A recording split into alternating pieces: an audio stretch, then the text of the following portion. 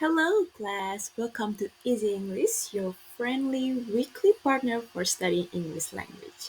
Hi, I'm Madhu, and I will be your master teacher for this chapter. So, this is our fourth meeting, and I'm sure you got so much new knowledge from the previous lesson.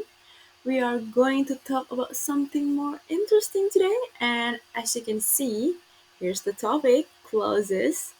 So let's get into it. Like, what is it, anyways? Okay, let's get started.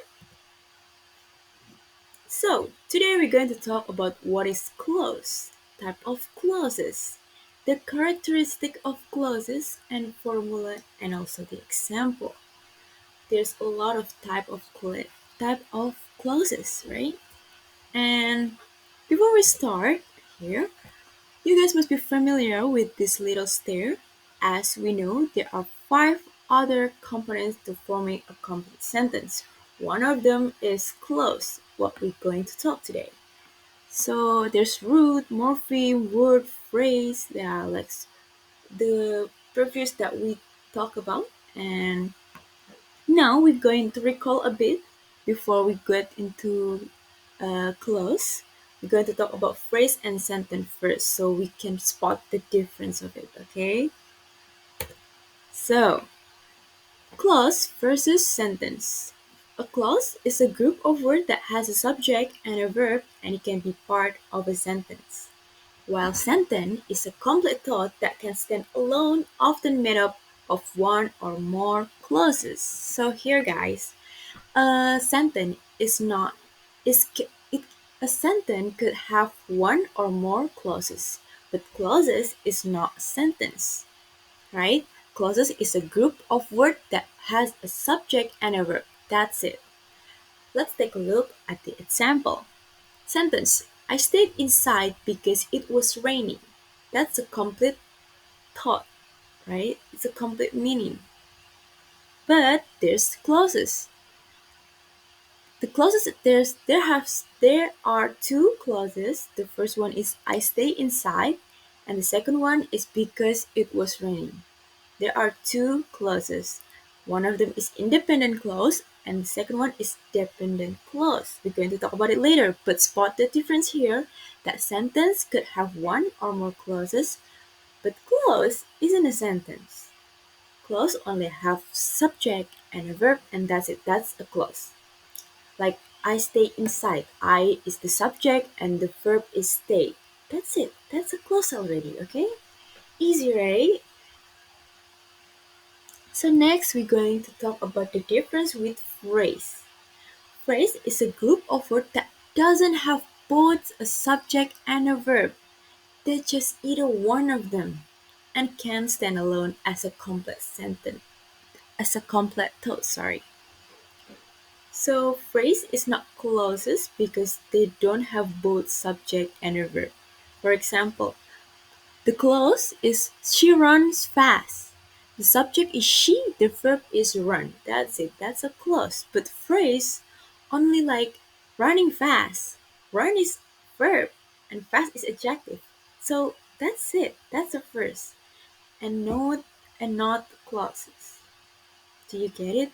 The other example for a phrase is like in the morning, or like a handsome young man, or like pretty woman. And that's it. There's only one either subject or verb.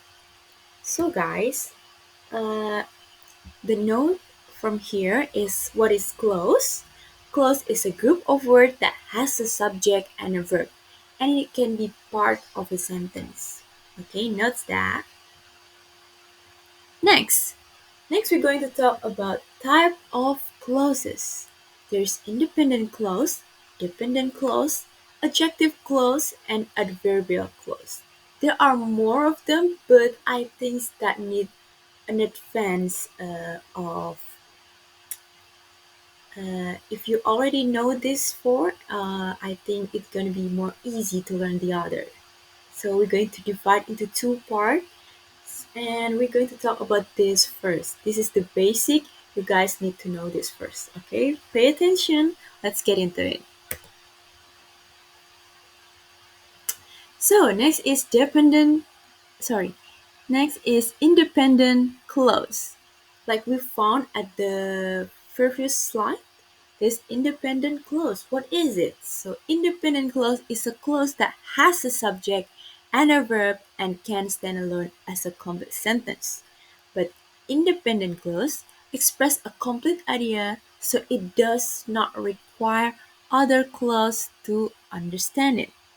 An independent clause can be a single sentence or it can be combined with other clauses, either independent or dependent clauses to form more complex sentence. So guys, independent clause itself is only a clause that not require another clause to understand it. Like like the example before, I stay inside. We could understand it like, oh, he or she are inside. That's it, guys. But if we need more detail, we can combine it with dependent clause. Like, because it was raining. Because it was raining can stand by itself. But I stay inside to stand by itself. Which means that you could only say that and does not need any detail. Like, oh, I stay inside. Yeah, your partner in talking already know that you stay inside. That's it. An independent clause can be a single sentence or combined with other clauses. So guys, single sentence or simple sentence, there's only one clause in it. Okay, I didn't type it here. You should pay attention. Next is complex sentence. Contains dependent and independent. So there's both independent and dependent. Like the example, I stayed inside because it was raining. It's a complex sentence. And then there is a compound sentence. There are two independent with punctuation or conjunction. The example is I wanted to go to the movies, but I didn't have enough time. Independent clause can stand by itself. So if we divide this compound sentence into two clauses, I wanted to go to the movies, we could understand it. And when we divide it with the but I didn't have enough time, which is I didn't have enough time already could stand by itself too. There's a, there's a conjunction there, but do you get it? Okay, that's all from independent clause. Since I keep talking about it, let's talk about the characteristic of independent clause. Like we said before, it has a subject and a verb. For example, she sings. The subject is she, the verb is sings. Easy, right? And then express a complete idea. Independent clauses convey a complete meaning and can stand alone, right? Like I like pizza. And can stand alone or combine with other clauses, like the example we talked before. Next, there's example of independent clauses. There's a single sentence and also the combined one. So a single sentence, the example is the sun is shining. The sun is a subject and shining is a verb. They went to the park. They is a subject. When is a verb. And that's it. That's a clause in a independent clause in a single sentence. This also combined with a dependent clause, like although it was late, she continued working. Here, although it was late is the dependent clause because she continued working in the independent clause. And then combined with another independent clause. First is with coordinating conjunction like but or with semicolon. For the coordinating conjunction, the example is I wanted to go for a walk, but it started raining. There are two independent clauses. I wanted to go for a walk and it started raining. They both can stand by its own, but there's a conjunction but. Like the example we said before, right? And then with the semicolon, it's just like the dot and the commas. He loves reading, she prefers writing. Do you get it? There's like a tone to say it in. Like he loves reading, she prefers writing. Okay, do you get it? Let's go to the next. Is dependent clause, the things that we keep talking about. Dependent clause is subordinate or subordinate clause, they also say that, is a clause that has a subject and a verb but cannot stand alone as a complete sentence. Oh, why? A dependent clause relies on a dependent clause to form a complete meaning because it only provides additional or complementary information to the main idea in the sentence. Dependent clauses usually begin with subordinating conjunction such as because, although, if, when, since, and etc., or a relative pronoun or adverb such as who, which, where, and etc. But why dependent clauses can stand alone? Dependent clauses provide additional information, that's the point, but do not convey a complete meaning that can stand alone. For example, if we just say, because it was raining, the sentence feels incomplete because we wonder what happened because of the rain. So, dependent clauses need a main clause, independent clause, to complete their meaning. So, dependent clauses act as a complements that enrich the information in a sentence but depend on the independent clause to form a meaningful statement, right? So the point is dependent clauses provide additional information. It's a detail, but detail can stand by its own. They need the main of what it's talking about. So we need independent clause. See here the example of dependent clause. I stay at home because it was raining. Because it was raining is a dependent clause that explains the reason why I stay at home. I stayed at home is independent, because it was raining is dependent. Spot the difference. And then the other example is what she said made everyone laugh. What she said is dependent clause that function as the subject of the sentence. Made everyone laugh is the rest. Okay, focus on the one that I underlined because it was raining and what she says is a sample of dependent clauses. Okay, we already talked about independent, independent, and dependent clause have like kids. Many more. Like what we're going to talk is adjective and adverb. It's a dependent clause, guys. So here's the adjective clause. Adjective clause is one of dependent clause. They can stand by itself. Okay. An adjective clause is a clause that functions as an adjective. In this case, the entire group of words, which is the clause, modifies a sentence, subject, noun, or pronoun. So, adjective clauses is dependent clause that function as an adjective.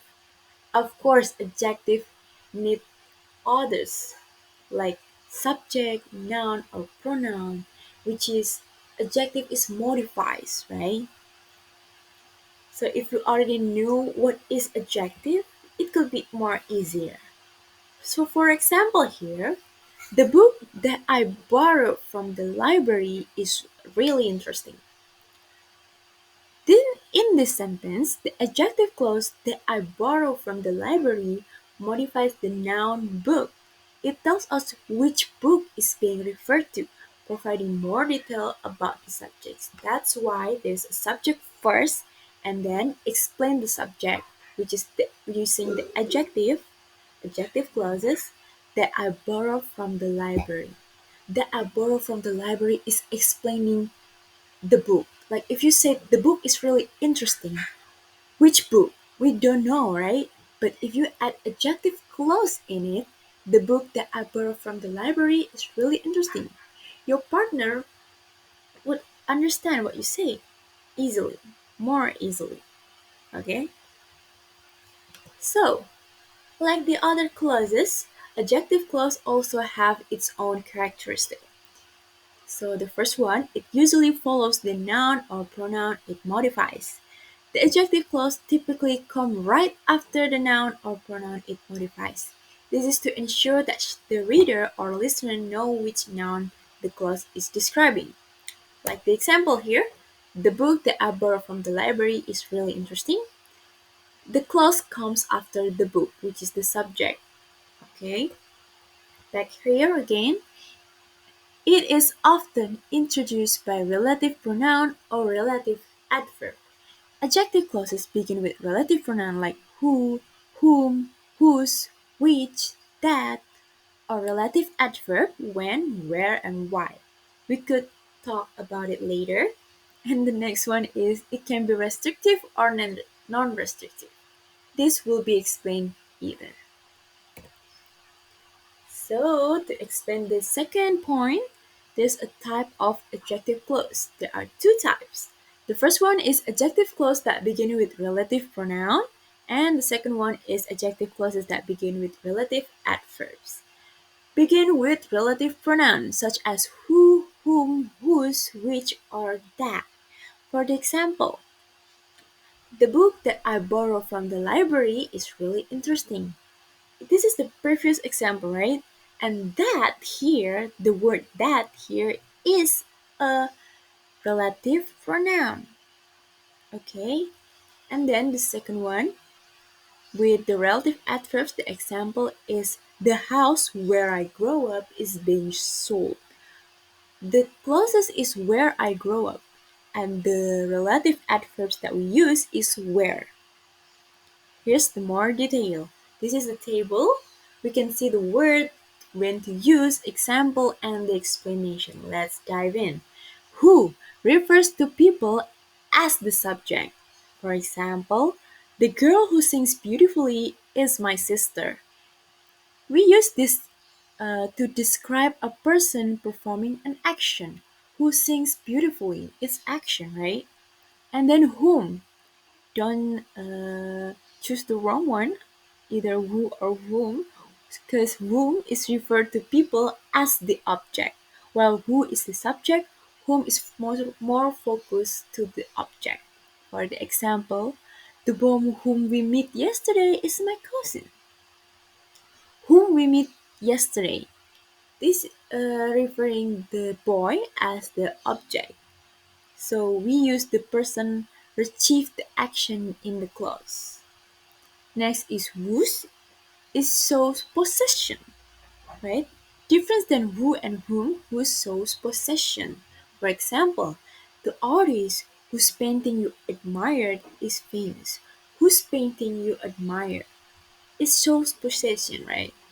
We use to indicate ownership or relationship. Painting you admire.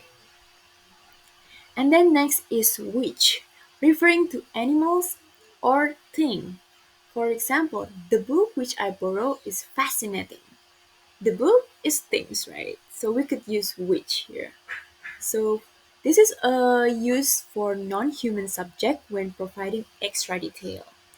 And the last one is that refers to people, animal, or things. The car that she drives is electric. We could say the car is electric, but we could add details that she drives is electric. So we use the clause to provide essential information. Okay, this example with relative pronoun. Now we're going to talk the example with relative adverb. This is not adverbial clauses. It's only using relative adverb. It's still adjective clauses. Okay, the word is three of it: when, where, and why. When is we use when we refers to time. For example, the day when we graduated was unforgettable. When we graduated is refers to time. It specifies a point in a time. And then there's where. It refers to a place. The house where I grew up is nearby. This is used to specify a location, the house where I grow up. It's specifying a location. And then next there's why, refers to a reason. The reason why she left is personal. Used to explain cause or a reason why she left. The reason why she left is personal. It explains cause. It explains cause like of a reason. Why, right? And then we get into the formula. There's two formula. The first one is relative pronoun or relative adverb plus subject plus verb. This formula is used when the relative pronoun or relative adverb comes at the beginning of the clause and it's followed by subject and verb. The car that she bought last week is very fast. Let's break it down. The relative pronoun is that, the subject is she, and the verb is bought. The adjective clause that she bought last week modifies the noun car, the car that she bought last week, telling us more specifically which car is being referred to. Without the adjective clause, we couldn't know which car is meant. Okay, like the car is very fast. Which car? When we said the car that she bought last week is very fast, we could understand it better. And next, there's adjective clause, another formula. Relative pronoun as the subject plus verb. Not plus subject, but the relative pronoun itself is the subject, and we could add verb after it. This formula is used when the relative pronoun itself is the subject. The relative pronoun takes the place of the subject and is followed by verb. The woman who called me yesterday is my aunt. Let's break it down. The relative pronoun as subject is who, and the verb is called. The adjective clause who called me yesterday give us more information about the noun woman. Okay? Tell us which woman is being referred to. It helps identify her by action of calling. Who called?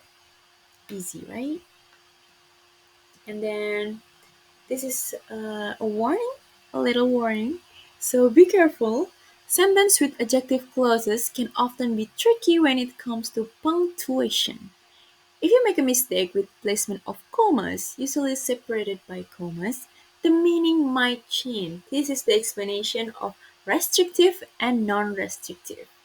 Restrictive adjective clauses provide essential information that defines the noun, so no comma needed. For example, the student who study hard always perform well in exam. Easy.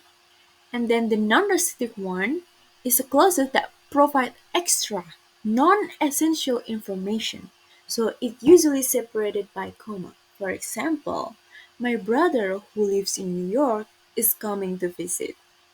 So we could just say my brother is coming to visit. The person that you're talking with could understand it. But if we get the provide information, my brother who lives in New York is coming to visit, it become more clear. But we can do that in restrictive adjective. The student who study hard always perform well in exam. If we put a comma in who study hard always perform, who study hard, no, it changed the meaning, okay? The student always perform well in exam. Who said that? No one said that, okay? So don't put the commas in restrictive adjective, but we could put a comma in non-essential information, so it could be a non-restrictive adjective. Okay, that's all from the adjective clauses. We still have one more left. So be patient, guys. Be patient. This one is really easy than the rest. Okay, this is easy. We met these adverbial clauses everywhere. Okay, let's dive into it again. An adverbial clause or adverb clause is a clause that containing a subject and a verb that act as an adverb, duh, and modify the main clauses of a sentence. So same like the adjective, adverbial also act like an adverb. So adverbial clauses are connected to the main clause of a sentence using subordinating conjunction because, since, before, although, and so that. So same like adjective clauses, adverbial clauses is also dependent clauses, guys. There's a characteristic of adverbial clause. What are the three characteristics of an adverb clause? So first one, adverbial clauses are always dependent. I know it, right? Which means they cannot stand alone and must be accompanied by other contexts to form a comprehensible clause. It is generally preceded by subordinate conjunction. So we can spot it by looking at the subordinate conjunction. And the last one, it is a flexible. It can be placed at the beginning, middle, or end of a sentence. It's really flexible. Let's take a look. Adverbial placement rules. A fronted adverbial, an adverbial used at the beginning of a sentence, is typically followed by comma. No comma is needed when the adverbial is placed at the end of a sentence. So when we put it in the front, we need a comma. For example, when the sun rise, sorry, I typo, the birds began to sing.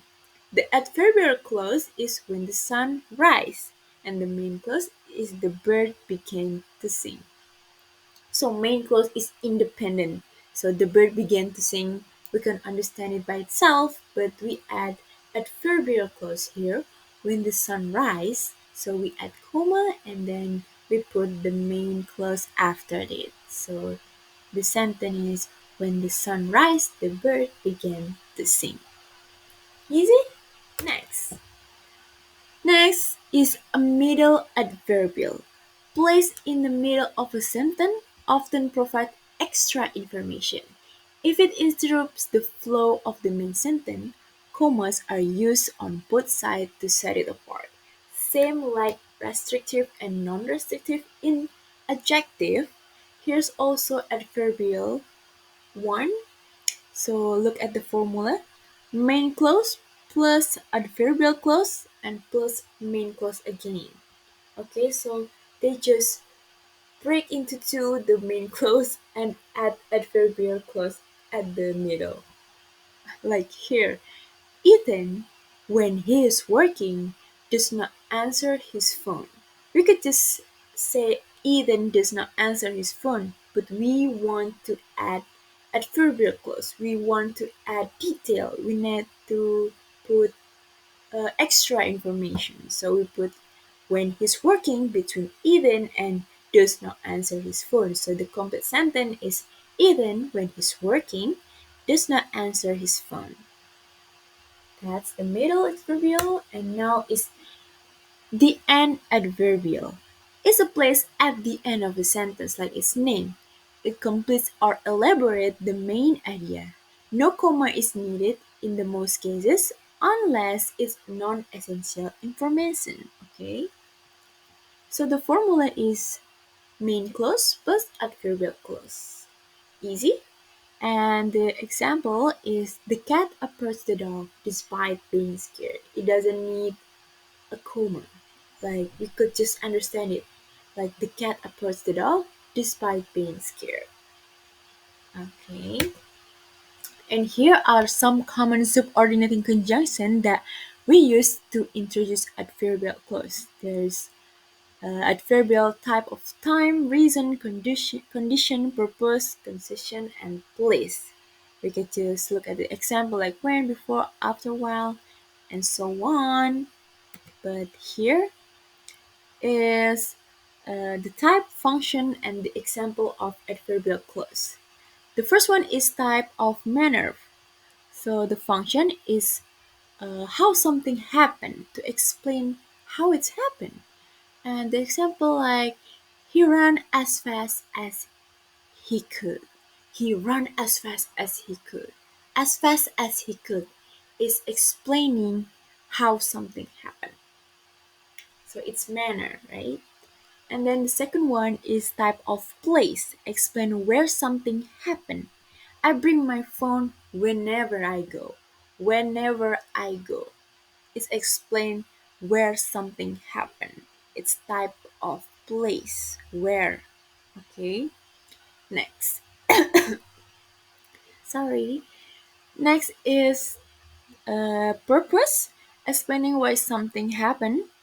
We bought